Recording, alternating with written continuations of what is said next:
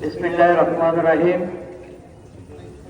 গৌসুল আজমের এতগুলো আওলাদে কেরামের সামনে আমি কিছু বলা এটা অত্যন্ত নগণ্য।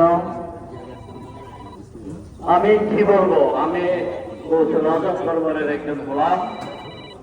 আজকে আমরা গৌসুল আজম দরবারের একজন সাজ্জাদ সিং, যার সাথে আমার এমন একটি সম্পর্ক ছিল, আমি যতবার আমাদের যুবদলের সভাপতি মিয়া মোশাররফুল আলমের সাথে তাদের আত্মীয়তার কারণে আমি অনেকবার ওনার কাছে এসেছি।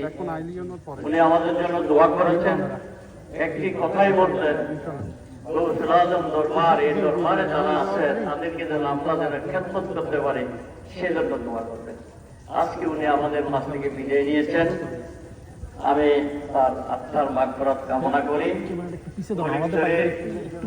একজন নির্বাচিত সংসদ সদস্য হিসেবে আমি পরিবারের পক্ষ থেকেও গভীর সমবেদনা জ্ঞাপন করি।